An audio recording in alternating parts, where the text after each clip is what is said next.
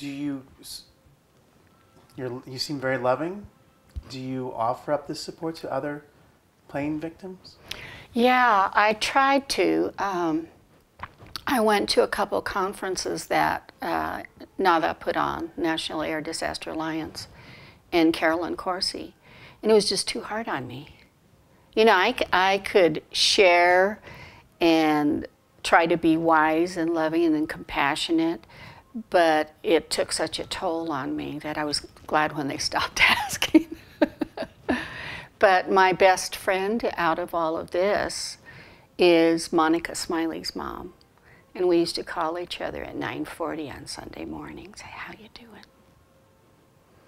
Did you go to the park? And did you go to the cemetery? And, you know, did you send a rose or did you do a balloon? And, you know, she just called me today and she's coming.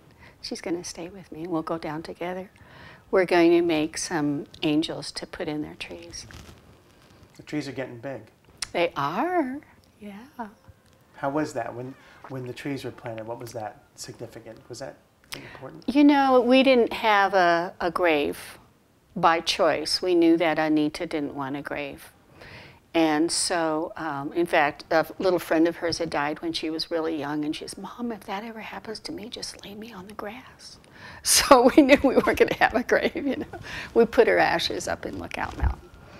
So the tree was just a wonderful living expression for us of a nice place. And the park people did a beautiful job, didn't they?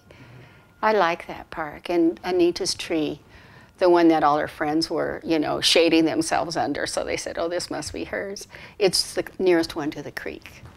So we thought that was really special for her. So you get down, how often do you get down there again?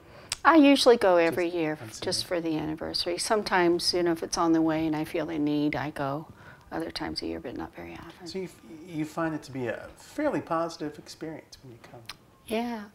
And you know what's so special is that last year when I went down, a little boy came by on a skateboard and he saw me in the gazebo and he asked, you know. And I told him, oh, there's Anita's name, touch it, you know, and this is what happened, and this is the pilot, you know, and this was the national, is it soccer? No, hockey, you know. And, you know, these were really special people, and isn't it nice that there's a memorial? And, you know, yeah. And then he goes off on his skateboard.